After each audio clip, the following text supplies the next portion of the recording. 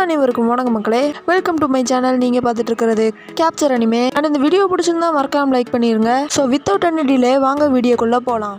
Demon ஸ்லேயரில் நிறைய ஹாசிராஸும் நிறைய demon ஸ்லேயர்ஸும் இருப்பாங்க. பட் முதல் ஆசிரான்னு சொன்னால் அது யோரிச்சி தான். யோரிச்சியை பற்றி அதிகமாக டீமன் ஸ்லேயரில் காட்டலனாலும் மாங்கால அவரோட கதையை வந்து சொல்லியிருக்காங்க. அதை தான் இந்த வீடியோவில் பார்க்க போகிறோம். And anime fans, cartoon fans யாராச்சும் இருந்தீங்கன்னா மறக்காமல் நம்ம சேனல் சப்ஸ்கிரைப் பண்ணி வச்சுக்கோங்க.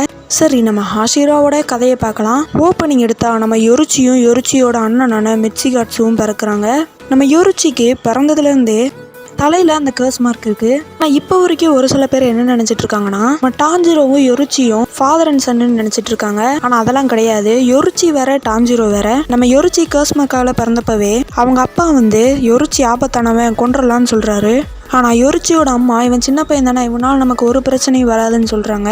ஆக்சுவலி இந்த கேர்ஸ் மார்க் இருக்கிறவங்க 25 வயசுலேயே இறந்துருவாங்க. நம்ம டான்ஜிரோ 25 வயசுலேயே இறக்க வாய்ப்பு இருக்கு. சரி, அப்படியே கொஞ்சம் வளர்றாங்க. நம்ம யோரிச்சியோட அண்ணனான மிட்சிகாட்ஸ் வந்து சாமுராய் ட்ரைனிங் வந்து எடுத்துட்டு இருப்பாரு.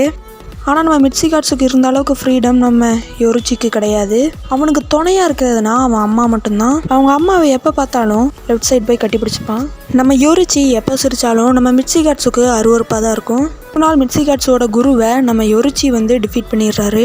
நம்ம யோரிச்சிக்கு சாமுராய் மேலே கொஞ்சம் இன்ட்ரெஸ்ட் இருக்கும். ஆனால் யோரிச்சி வந்து அந்த மாஸ்டரை டிஃபீட் பண்ணனால யோரிச்சிக்கு சாமுராய் மேலே இருந்த இன்ட்ரெஸ்ட் மொத்தமாக போயிடும். இனி யாரையும் காயப்படுத்தக்கூடாதுன்னு நம்ம யோரிச்சி நினைப்பாரு. இப்படி போயிட்டு இருக்க ஒரு நாள் யோரிச்சியோட அம்மா வந்து இறந்துருவாங்க.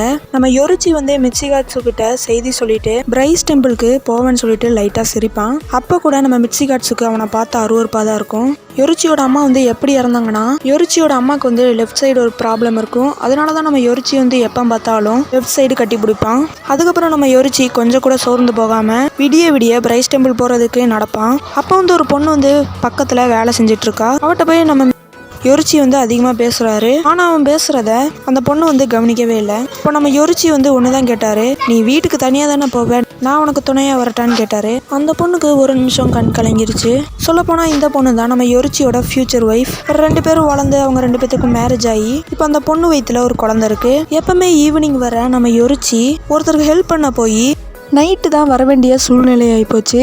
அவன் வீட்டுக்கு வந்து பார்க்கும்போது யோரிச்சியோட ஒய்ஃபும் அவனோட குழந்தையும் இறந்துருந்தாங்க. அந்த வழியை நம்ம யோரிச்சியால் தாங்கிக்கவே முடியல. அந்த விஷயம் நடந்ததுலேருந்து டீமன் ஸ்லேயர் கார்ப்ஸில் நம்ம யோரிச்சி வந்து இஷ்டத்துக்கு பிரீத்திங் ஃபார்ம்ஸை வந்து கண்டுபிடிக்கிறாரு. அதில் அவர் ஃபஸ்ட்டு கண்டுபிடிச்ச பிரீத்திங் ஃபார்ம் தான் சன் பிரீத்திங். ஒரு நாள் நம்ம யோரிச்சி வந்து மூசானை சந்திக்கிறாரு. அப்போவே யோரிச்சிக்கு தெரிஞ்சிச்சு இவன் ஒரு டீமன்னு. அப்போ நம்ம யோரிச்சி அவன் கூட சண்டை போடுறாரு. அவன் கழுத்தை வெட்ட உடனே மூசான் வந்து சாகலை. அப்புறம் நம்ம யோரிச்சி வந்து மூசானுக்கு இறக்கப்பட்டு அவனை தப்பிக்க விட்டுறாரு. நம்ம யோரிச்சி நினச்சிருந்தா அப்போவே மூசானை கொண்டிருக்கலாம். ஆனால் இறக்கப்பட்டு விட்டனால நம்ம யோரிச்சியை டீமன் ஸ்லேயர் கார்ப்ஸ்லேருந்து தூக்கிடுறாங்க. அப்புறம் நம்ம யோரிச்சிக்கு 80 வயசு ஆகுது. 80 வயசில் அப்பர் மூன் ஃபர்ஸ்ட், அதாவது யோரிச்சியோடைய அண்ணனான மிட்சிகாசு கூட சண்டை போட போகிறாரு. மிட்சிகாசு ஒரு டீமனா மாறினதை ஏற்றுக்கவே முடியல. அந்த கோபத்திலேயே மிட்சிகாட்ஸுவை போய் ஒரு ஸ்க்ராட்ச் விட்றாரு. ஆனால் அப்பர் மூன் ஃபர்ஸ்ட்டில் அதனால அழியலை. இப்போ நம்ம யோரிச்சி வந்து சன் பிரீத்திங்னு சொல்லும் போது கொக்குஷிபுக்கு பயம் வருது. ஆனால் அந்த இடத்துல தான் ஒரு ட்விஸ்ட். என்ன ஆச்சுன்னு பார்த்தீங்கன்னா, நம்ம யோரிச்சி அந்த இடத்துலையே இறந்துடுறாரு. அவ்வளோதான், இதோட எல்லாம் முடிஞ்சுது. அவன் எல்லாத்தையும் இழந்துட்டான்னு தான் சொல்லி ஆகணும். அவங்க அண்ணன், அவங்க அம்மா, அவன் ஒய்ஃப், கடைசியில் அவனே இறந்துட்டான். ஆனால் இப்போ நீங்கள் ஒரு கொஸ்டின் கேட்கலாம். என்னன்னு பார்த்தீங்கன்னா, நம்ம யோரிச்சிக்கு 25 வயசை தாண்டியும் ஏன் சாகலைன்னு கேட்கலாம். பிகாஸ் யோரிச்சி ஒரு ஸ்ட்ராங்கஸ்ட் ஹாஷிரா.